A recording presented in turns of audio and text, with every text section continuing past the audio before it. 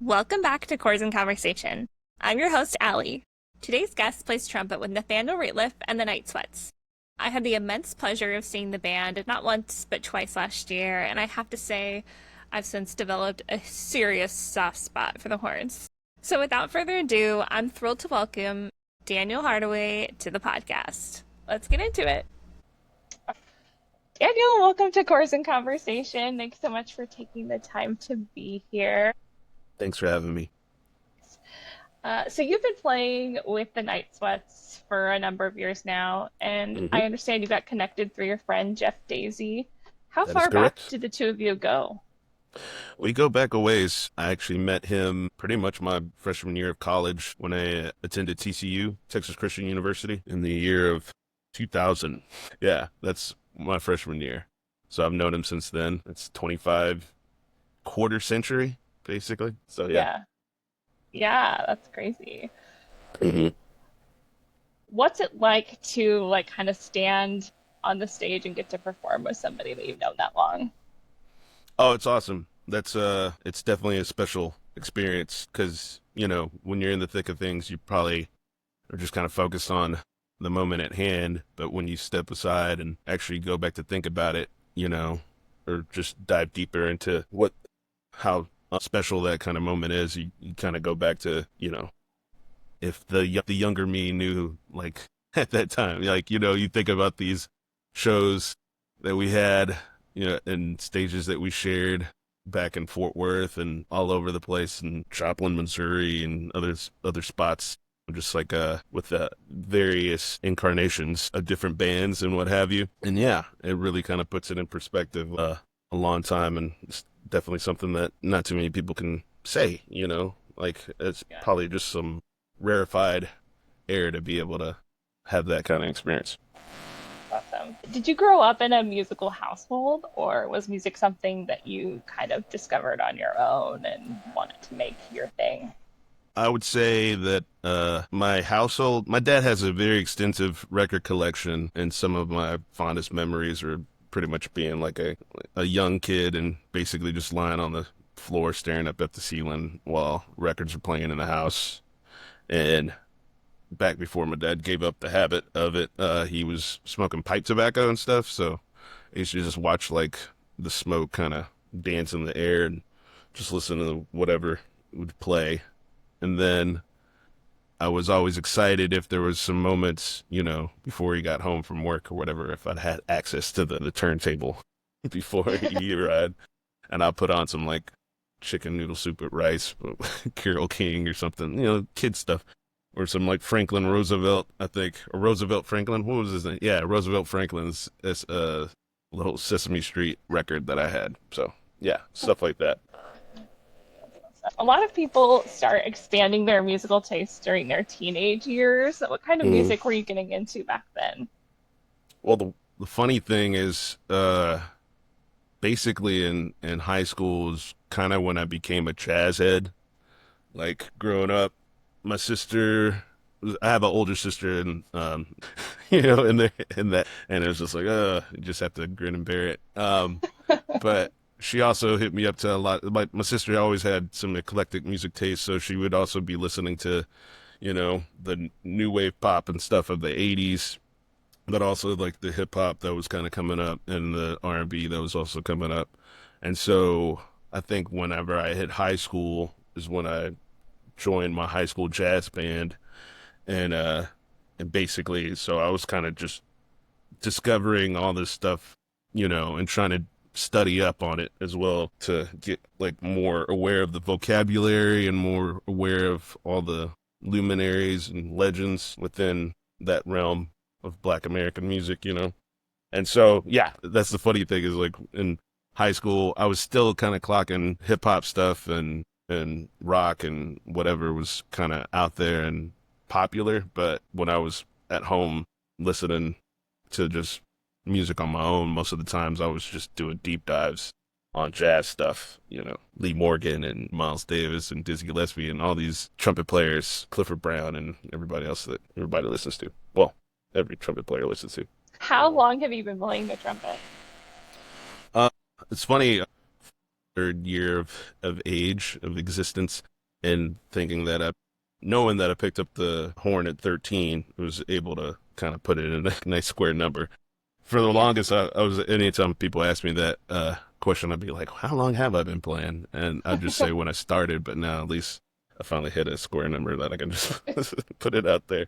It's been like 30 years on this thing. So yeah, I've played since then, and it's always been kind of a thing where it's been ever present, but the styles and music and opportunities and stuff that would be afforded at the time would always kind of also dictate, not necessarily, but kind of just give the scope of what was available, and caused me to kind of also like test and see my metal, make sure that I can handle and feel comfortable in those spaces, regardless of Yeah. whatever the style of music was. Right. Do you play any other instruments? Or is that? Yes, uh, my fond love and passion for music just kind of got me to where I wanted to be able to help, like, better communicate with other musicians, but also get a bearing and an idea of knowing how to communicate some ideas as well. So I have like cursory, command, I guess you should say. I know my way around a fretboard when it comes to a guitar. I don't consider myself a guitar player. I have played guitar backing some friends and stuff, and I've played rhythm guitar in a band that I used to front. I'm not as comfortable with that instrument as I am with like piano or trumpet, or drums for that matter. But yeah, I try to pick up a little bit of things. Some of that stuff was just kind of getting more, what's the word? I guess introduced or having the access. Basically, this is one of the things of how it kind of came about. Was basically I didn't have a piano at home, but once there was a piano in the band hall in high school, that's when I finally was Mhm. able to get on it whenever it was available and try to learn my way around a keyboard. But then once you get into college, I originally started off with a degree program in music education, and part of that is basically you have all these little class piano, class percussion, class stuff just to kind of get the introduction to it and learn the basics. And so that kind of opened up the doors where you start finding out some things that, oh, this is kind of fun, or let me explore this a little bit further, all that kind of stuff. So yeah. So you always knew you wanted to do music as, your career, your passion. Did you think that you would get to where you are now, or that's what you do? I mean, it's kind of wild. Like there's a lot of folks that are all just, hard set on certain goals and dreams and achievement. But I find some ways when you're chasing it, kind of, it's one of those things where there's a lot of stuff that you can kind of allow to get out of whack and allow to kind of like get put on the back burner and things of that nature when you're so just hard set on something. But I find that, it's one of those things where if you just focus on the enjoyment of the craft and how, like, what it is that drew you to it to begin with and what it is that you like enjoy about it, to not lose it, then those opportunities when they come up, you're ready for them, obviously, and it can kind of happen on terms that are more, I guess that'll allow you to flourish more,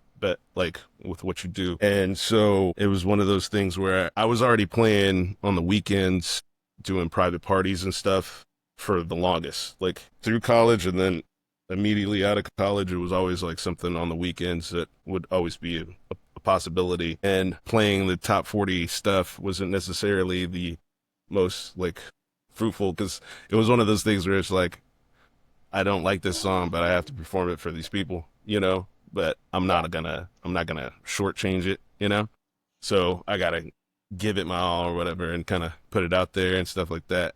But the whole thing is like, I just enjoyed playing music. So even though the opportunity had its drawbacks, it was still an opportunity that I, try to give my all to and enjoy. And so once the opportunity came to play music that I enjoyed a lot, like Nathaniel's catalog, and play it with musicians like my good friend Jeff Daisy and all the guys that in the band in the Night Sweats that I've come to love, it's one of those things where it's like I couldn't have dreamed it would be this great, like, or this Yeah. stuff was even possible. But if I was like just taking every opportunity or trying, well, not every opportunity, but trying to go after opportunities that probably weren't meant for me, then it probably would have had some more friction or more some strife or something that you'd have to deal with, or some Yeah. things you might not even anticipate. Yeah. Um, well, that kind of brings us back to the Night Sweats. And you guys have been touring pretty heavily to support south of here. Hmm. What have been some of your favorite places to play? Oh, wow. Just on that tour? Yeah, I think probably the last couple of years that you've been touring, Well, I but you mean, can also expand it into other tours that you've mhm. been. Yeah, like it's funny because different stops offer like different things, you know? So like playing the United Center in Chicago, like that's a pretty old arena, but seeing the hollowed halls of Michael Jordan stuff, that was one of those things where it's like, okay, this is cool. But sharing the Yeah, stage, with Mavis, like in her hometown, that was like the most special experience, it couldn't yeah, be topped. Like, but also playing MSG, Madison Square Garden, is just, it kind of almost goes without saying, like that's kind of one of those granddaddy uh yeah, arenas, whereas like the king of them all kind of thing, right. and New York City just has a different energy, and the days leading up to it and the experiences we got to share with some of our family and significant others, and just with each other as a band, it was pretty awesome. So yeah, it's hard to say. It's hard to pick one. Like Right. the funny thing about it is like when you look at, like in retrospect, when you get back to it, you always find some special moment about everything, even if it was just like the dinner we had beforehand, not necessarily the show itself, but or sometimes it's the show and like, stuff like that. So I had the opportunity in 2024 to see the Night Sweats twice. I went to I'm a huge City and Color fan, so I went to mhm. the opening of the Canadian tour with him in Victoria, and then I also saw a date in Bend, Oregon, because I live in Portland. So Wow. um, and the energy was just unreal at both of the shows. Do you have a favorite song to perform or a part of the set that you look forward to most each night? It is always nice to have the horn feature that we get to do when we do slow pace of time, and also just having that's another one of those situations where like when we were actually cutting that song and then it ended up on the EP, I was glad that, I was like, oh sweet, that still made it out there, because that was definitely like having Charlie from the Preservation Hall Jazz Band on that recording. I remember just when we were cutting it together over at Nathaniel's house, and then hearing Charlie's part, and then being able to like for Jeff to kind of and all of us basically like hunker down and figure out what the live performance of that would be, or like the live arrangement of that would be, like the little flourishes that we would be able to like take and incorporate to be able to pull it off live. And so just knowing, the style of that song and how it all kind of came about, and being able to play it live as of late recently has been real fun. So Yeah. that's always a moment I enjoy, but not to make it all about the horns.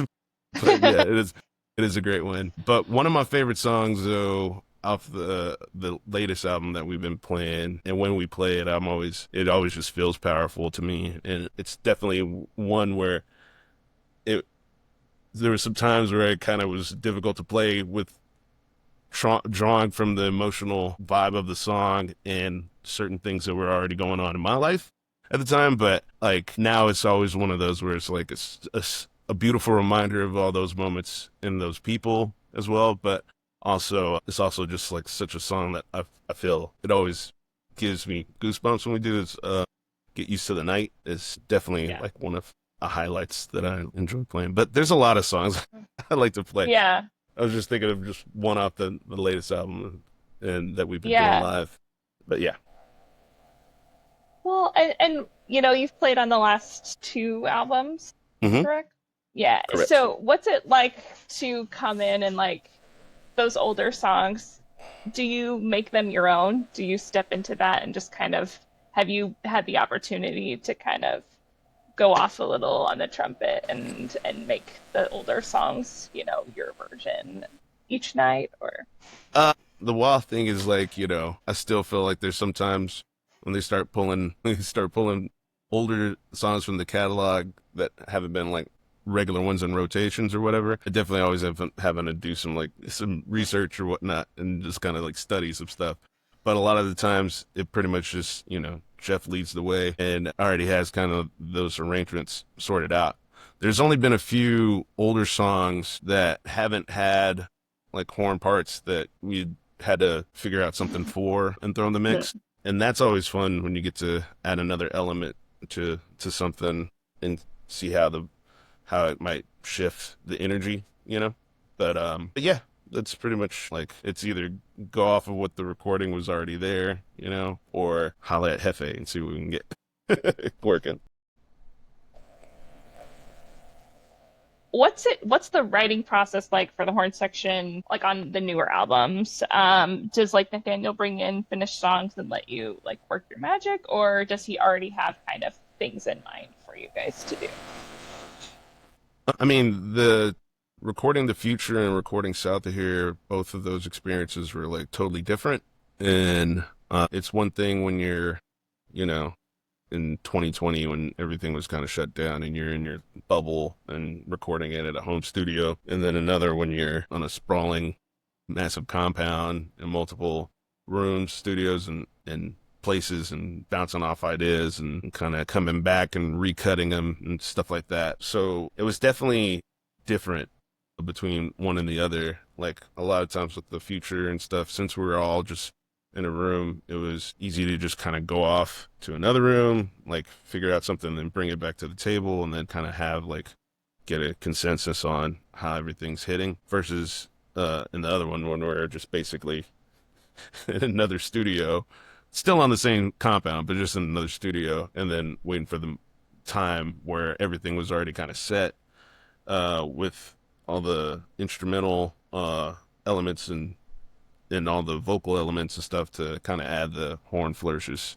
at the end and kind of solidify like ideas that were kind of hatching up and that were being worked on basically. And but yeah, like that experience in of itself, it was kind of had to sort it out, like it was taking on a new uh approach and just trying to make the best of it, you know. Um, Yeah. yeah. So when stepping into a band that's like already well established and you're kind of the newest person to come in, what's that experience like? I wish. How do you find the analogy or whatever to kind of put it in there? I mean, I think everybody deals with it differently. I kind of just figured just don't shake the boat kind of thing. Like try not to.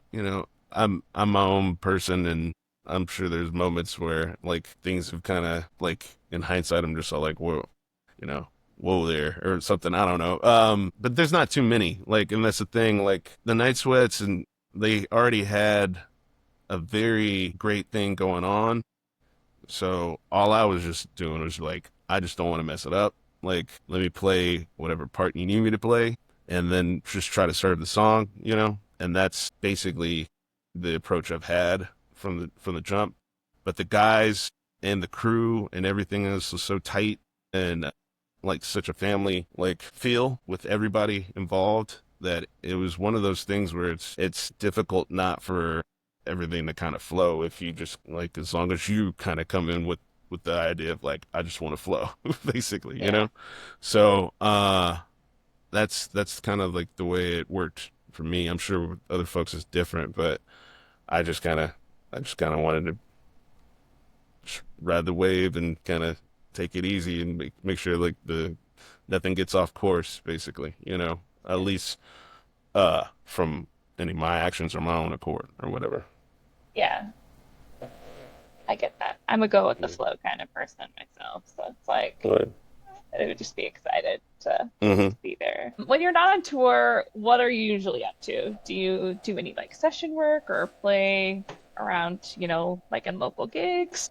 Yeah, I've done some session work and I've garnered some album credits on some other albums from folks that are here locally in the city that I live in, Dallas, and then some other esteemed artists by way of my friend Victor Weinstein, who hooked me up to do some satellite session work and some in-session work out in LA. But yeah, when I'm basically home, I have another good friend of mine. His name's Adam Pickrell. We've been collaborating with another musician friend of mine, Joe James, who's a percussionist drummer, and we've been doing just like instrumental stuff and putting together um some stuff that we might feature some other local artists on, or we just might let it stand alone as just instrumental music. That stuff's kind of working itself out. I also just do some like beats just to get the creative juices flowing and kind of get some ideas out and stuff. So I'll record at home and put some things together with samples and manipulation things. I actually just recently finished doing a short film score for a horror short called Look at Me uh, by a good friend of mine, a former colleague when I was doing media services and audio editing. His name's Carlos Esquivel. Hopefully that comes out pretty soon. But yeah, that was like that was my first score that I've done in a long time, and I'd love to do some more stuff like that. But yeah, it's the projects I get That's involved with. that's awesome. Thanks. Right. What would you say is what has been your biggest like musical influence in your life? Biggest musical influence. I think my favorite artist, I would say, musical artist of all time is Stevie Wonder. And his entire catalog just is a gift that keeps on giving, basically. And so, yeah, I think when it comes down to it, that's probably my favorite musical artist of all time. And so yeah, like influence wise, he obviously didn't play trumpet, but you know, I think he had a very he always approached music in so many like beautiful ways, but he was always like I find appreciative too of what elements, you know, the horns could have provide for certain songs and stuff like that. So that's one thing that as a horn player would always speak to me whenever I would hear, especially like even like song Do I Do and having Dizzy Gillespie actually like like feature on it, the little solo and everything. But yeah, it's great. Is there like an artist that you listen to that somebody might be surprised to hear that you like? I like to be full of surprises. So and there's so much music that I enjoy. Like I don't think that's the thing. I think when people kind of get to know me and they'll see the stuff that I listen to and I enjoy, there'll probably be one of those things where it's like it shouldn't come as surprising. I think it's weird. Like I'm not sure. Maybe Latin stuff. I mean, Yeah. I have a I have a Mexican mother, Mexican American mother. So like I've always kind of, and you know, when you're in Texas, some Yeah. stuff you kind of just can't escape. Country and Tejano and stuff like that. Like if you're Yeah. listening for it, or you just sometimes if you're not, sometimes if you just have a neighbor who's going to be playing that like all day, Right. like like I had certain songs you end up finding, or just even, or you certain songs you end up coming to know. But yeah, like I like some East Country. I find like '90s music in general, like there's not too many Hmm. genres from the '90s that I'm not digging on, whether it's the grunge and rock and all that kind of stuff of that time, or the hip hop of that time, or the country of that time. It might just Yeah. be that was my formative decade, so then that nostalgia just rings harder with that. But even some classic country stuff I'll dig on, and I have a lot of Latin music just from growing to love it, and Portuguese, some psychedelic stuff. Like, yeah, I'm all over the place a little bit. Yeah. Maybe no Balkan polka or any kind of like that's the only stuff I didn't really get into. But I'm trying to think of some genres that yeah, but Afro Yeah. beats, things of that nature, yeah, I'm all over that. So even some Japanese Awesome. jazz. My friends have been hipping me up to some Yes. of that stuff lately. I was just like, okay, I'm gonna have to start digging on some of this stuff. Well, I think we're to the last question I have for you, which is Oh just how wow. has being a night sweat changed your life? There was a basically when the opportunity presented itself, I was already at a point where I had a regular like Monday through Friday job doing media services, but the brick and mortar location for the company I was working for shut down and rent stuff and all kinds of things. It just basically was at a point, especially even dealing with like older formats, trying to get digitized and things like the revenue streams and how people were going to be having either tangible media or no media whatsoever. And this might be some weird deep dive stuff that might be going over your head. But anyways, it was kind of at that point where it was in transition. So I went from having that 40-hour a week kind of thing to all of a sudden just being like strictly freelance for my audio editing, and then just working those private parties on the weekends. So kind of like it was obviously a shift in financially being able to travel and see so many things and have so many experiences and meet so many like amazing people. Also, you afford the opportunities to connect with like family members and stuff that I don't have the opportunity to go see because they're in California or in Arizona or something like that. Those have been special, and it's one of those things where I probably had no clue on how life changing it would be. But yeah, I'm in it now, and I'm just kind of like sometimes you don't get the moments to kind of like take a beat, and or you're not asked the question of like to even ponder and think about such things. But yeah, it's countless ways that it's Right. been life altering, but all in positive and beautiful ways that I appreciate, and definitely I'm blessed to say that I've been able to have though. So That's amazing.